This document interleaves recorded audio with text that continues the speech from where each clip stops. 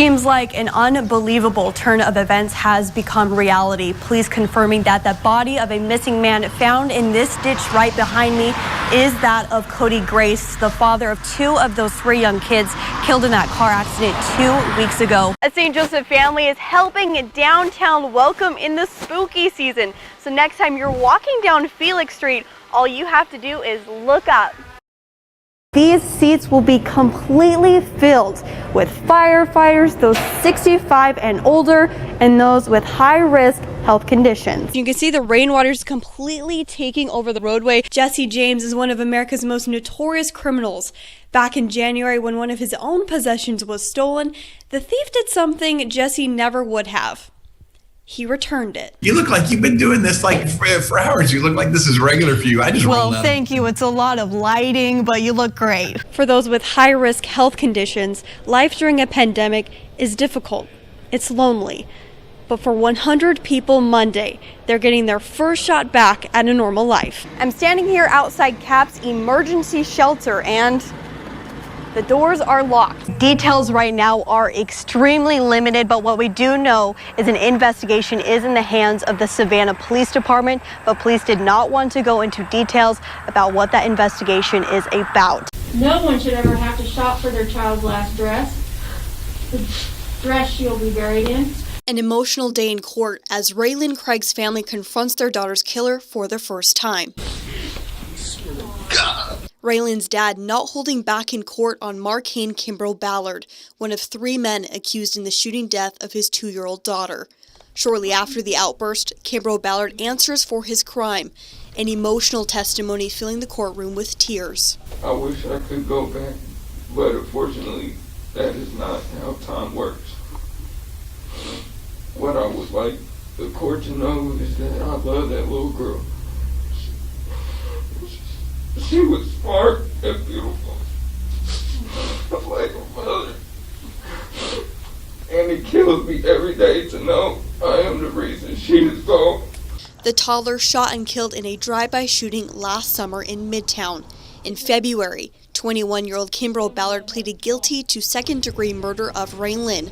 Standing before the court, he chokes back his tears as he reads his apology to the Craig family. Her parents will never hold her. We're here at Laughter again. What I want her family to know is that I am so very sorry.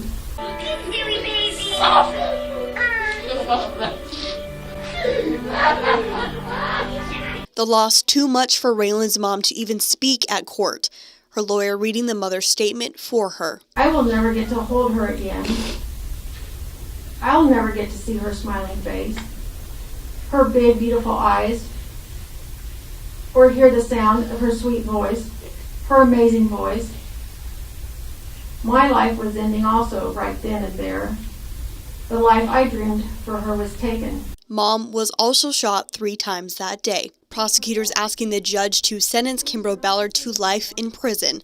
After listening to personal testimony, Judge Kellogg sentencing him to 26 years in prison. Kimbrough Ballard will be in prison until he is 47 years old. I know that can never be enough for the pain I have caused. But I am here to accept responsibility and hopefully provide any peace that I can.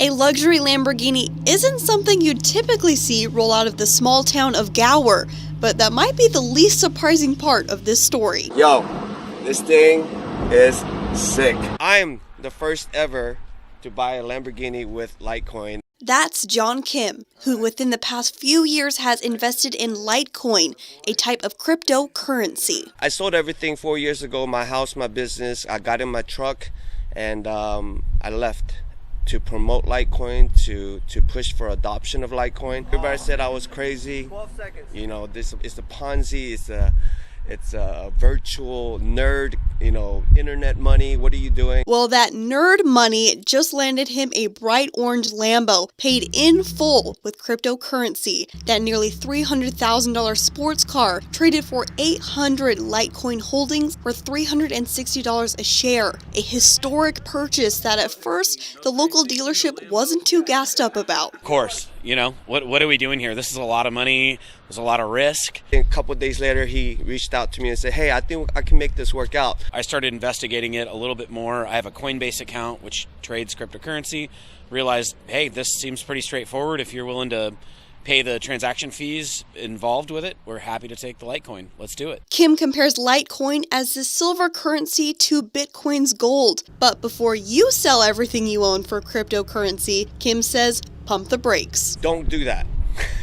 Because I'm an all-in or all-out type of guy. Do your own research. Take some time to learn why Bitcoin, why we need Bitcoin and Litecoin, and then jump in a little bit, you know, test the waters a little bit, and don't invest money that you cannot afford to lose. For Kim, it was an investment worth the risk, and one that so far has paid off in the most luxurious way.